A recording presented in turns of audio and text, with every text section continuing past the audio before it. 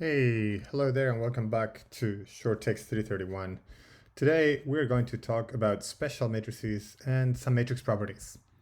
One of the most important things that you want to know about matrices concerns the product.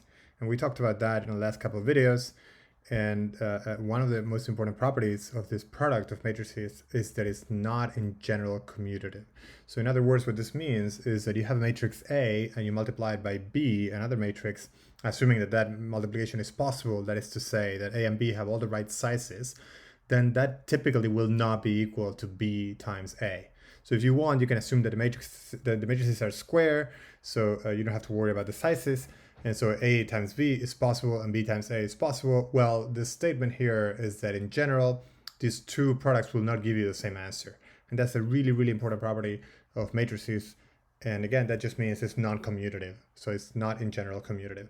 And to give you an example, this is a very simple example, 2 by 2 case. So suppose that A is this very simple matrix 1, 3, 3, 1, and B is a matrix that's 1, 0, 0, 0. Then if you take the product A times B, you get 1 by 1, 3 by 0, so it gives you this 1 here, 1 by 0, 3 by 0, this gives you a 0, 3 by 1 gives you this 3, the 1 with the 0 just doesn't contribute, and then 3, 1 by 0, 0 gives you this other 0. So you get as a result 1, 3, and 0, 0. On the other hand, if you do B times A, and you have 1, 0, 0, 0 times 1, 3, 3, 1, and if you do the calculation, you will see that you get a result that is similar to what we got before, where there's a 1, 3, but instead of being in a column, appears as a row. And so you see these two results are not the same. So they're not in general equal. And this applies to most matrices that you will see. However, there are exceptions. And one of the exceptions involves diagonal matrices. What we call a diagonal matrix is a matrix D that is basically all zeros except possibly the diagonal. Okay, the diagonal could be zeros also, but in general, it may be non-zeros. And that's what we call a diagonal matrix, something like this. Zeros everywhere, and then here we have 1, 2, 4. Now the 2 or the 1 or the 4, there could have been zeros as well. So if you want, the matrix full of zeros is also a diagonal matrix. It's kind of a trivial example. But typically, if the non-zeros are on the diagonal and everywhere else is 0, then that's a diagonal matrix. Also, the identity matrix is a diagonal matrix. And any multiple of the identity matrix, like this one, 7 times the identity matrix, is proportional to the identity. So that is also a diagonal matrix. And the property I wanted to tell you about is that the product of diagonal matrices is always commutative. So if you take two diagonal matrices D and C, and you take the product D times C, then that will always be equal to the product C times D, and it will give you this result. So D times C it's something you would write like this: D1 is D1, D2 is D2, and so on. This is what happens when you multiply two diagonal matrices. But if you multiply them in the opposite order, C times C, then you would get something like this. And of course, the product of these numbers is commutative. Inside the matrix elements, that is commutative. And so these D1, C1 is the same as C1, D1. And so these two matrices are actually identical. And of course, there's an equal sign here, and so that's what this means. So the product of diagonal matrices is always commutative. At this point, I want to tell you, if you enjoy these videos and if you find them useful, please like and subscribe to the channel. It would really help us. If you are looking for a tutor in math or physics and you're not a UNC student, then I'm happy to help you, and I can help you whether you want to learn in English or in Spanish. You can contact me at shorttext331@gmail.com, or you can also leave a message in the comment section below.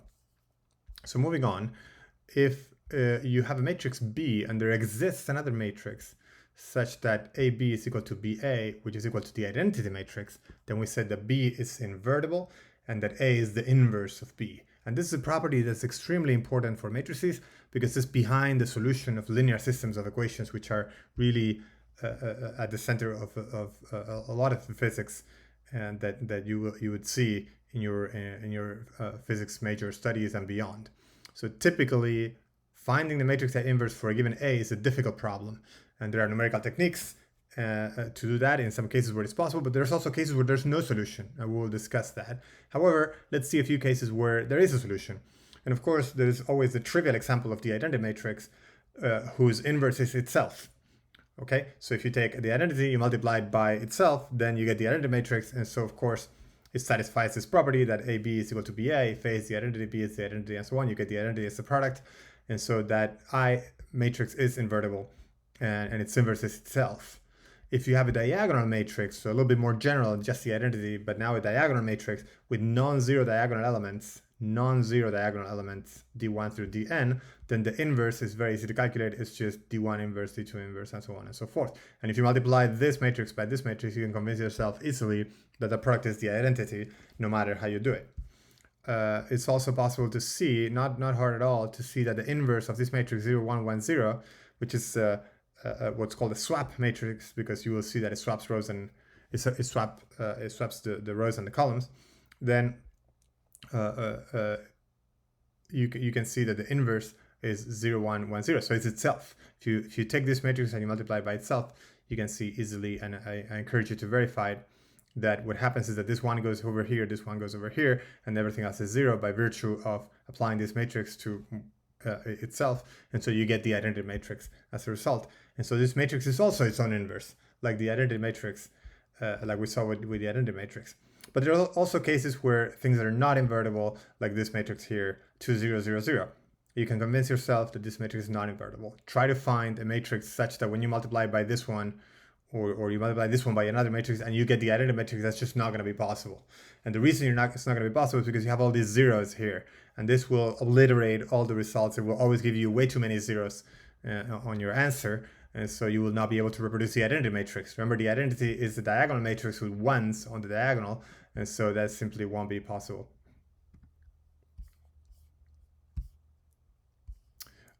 Here's another class of matrices that is very important, especially when discussing the possibility of inverting matrices. We call matrix U upper triangular if all the non-zero elements are on the upper triangle. So they could be on the diagonal like this, the non-zeros, and on the upper triangle. You could have zeros on the diagonal as well, but the important property is that all the non-zeros are in the diagonal or in the upper triangle. Okay, that's what it means. So non-zeros on the diagonal or above. And similarly, you can define the lower triangular matrix, lower triangular types of matrices as a matrix whose non-zeros are on the diagonal or below the diagonal. That's what we call a lower triangular matrix. And it turns out these matrices are also relatively easy to invert, not as trivial as the case we saw before with this diagonal matrix, but nevertheless, they are relatively easy to invert. And we will see in a future video an algorithm that tells us very easily how to solve problems where you have upper triangulars or lower triangular matrices. Now, let's define a different kind of property. So, and to that end, we need to use the following definitions. So suppose you have a matrix M of size m by n, then we call the transpose a matrix that's defined by the elements ji. So if your matrix M transpose is this mt, then its element ij is the ji element of the matrix M. What this means is very simple. It just means we're swapping rows and columns. What we call the column of a matrix now becomes a row, and so on and so forth. And the complex conjugate matrix can also be defined. This is sometimes denoted as M bar. And what this means is very simple.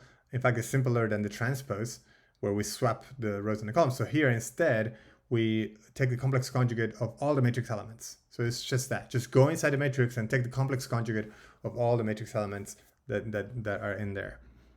And using these two definitions of the transpose and the star, or the complex conjugate, we define what we call M dagger, or sometimes called a Hermitian conjugate. And it's called dagger because this little thing is supposed to be like a dagger. It's not a plus sign. It's supposed to be, this bottom part is supposed to be a little bit longer than the top. It's supposed to be like a little dagger. And so this M dagger is very simply defined as taking the transpose and taking the complex conjugate as well. And these operations, the transpose and the complex conjugate, don't interfere with each other. And so you can take them in any order you want. As long as you take both of them, then you end up with a Hermitian conjugate. And so what the Hermitian conjugate is, what it does is basically it swaps rows and columns and complex conjugates everything. And with these definitions, we can define another, or rather different sets of or types of matrices that are very useful in physics and in all our discussions that are coming in future videos. For example, if a matrix is equal to its transpose, then we say that it's symmetric. So here's an example of a matrix that's symmetric, AB, BC. So that matrix is symmetric for any numbers ABC. It could be complex, it doesn't matter. When you take the transpose, then this B up here goes to down here, the other B goes up there, and so you get the same result exactly. The diagonal is not touched at all. And we can also have what we call anti-symmetric matrices, which are matrices such that when you take the transpose, you get the same matrix but with a minus sign. So imagine that this minus sign is on the other side of the equation.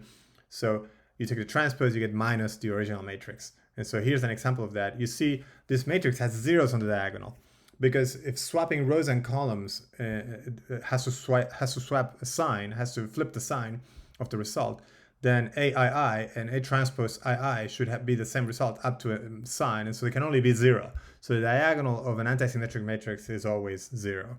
And the elements in the off diagonals are reflected to the other side by a change in sign. Okay, so we have 1, minus 2, 3, and so you see minus 1, 2, and minus 3. So notice then the signs and the diagonal. This is always a property of antisymmetric matrices.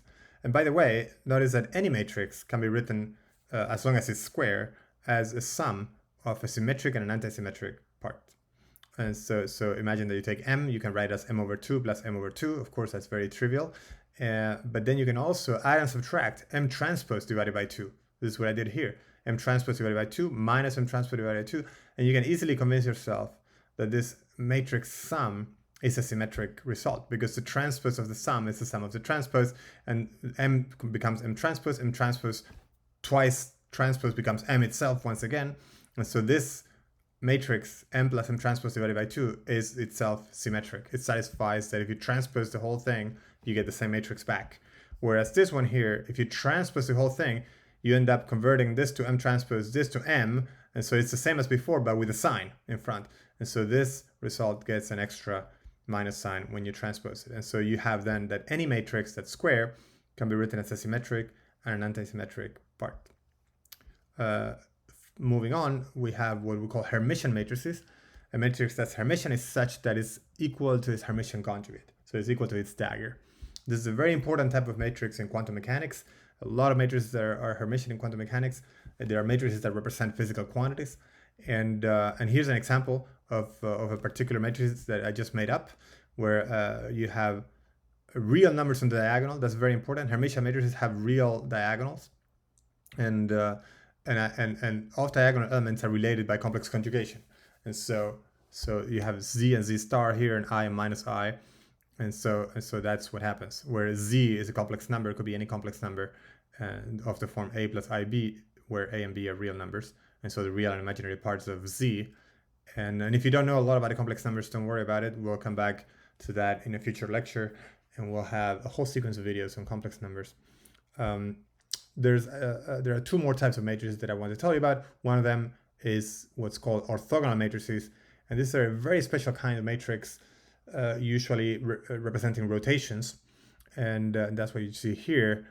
Cosine, sine, minus sine, cosine. This represents a two-dimensional rotation, and the defining property of this type of matrix is that the transpose of the matrix is its inverse. So imagine that. That's super nice.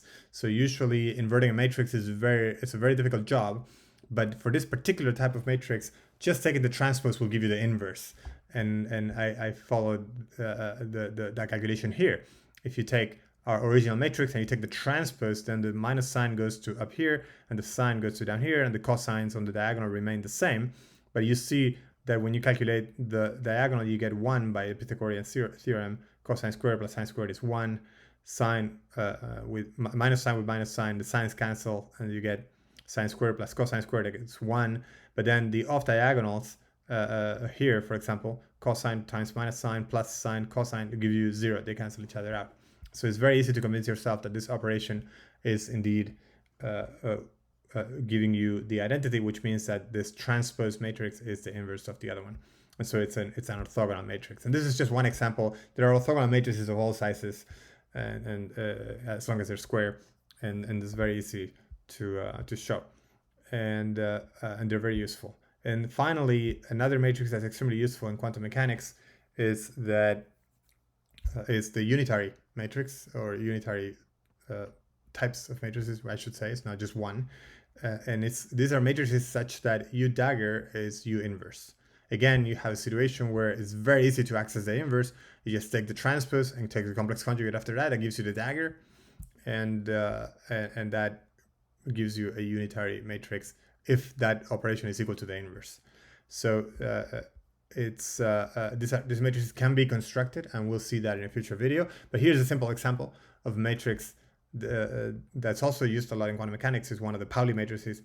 And so here is 0 minus I is 0. And you can convince yourself easily that if you take this matrix and you transpose it and take the complex conjugate, in fact, the first thing you notice is that you get the same matrix. So it's actually Hermitian, but also it's its own inverse. So it's Hermitian and it's also unitary. And you can easily see that. So that's about all I have for you today. And I hope you enjoyed this video. And if you did, please consider liking and subscribing. And if you need a tutor in physics or math in English or in Spanish, then I'm happy to help you as long as you're not a UNC student. Please, you can contact me at shorttext331@gmail.com, or you can leave a message in the comments section below. That's it, and until next time.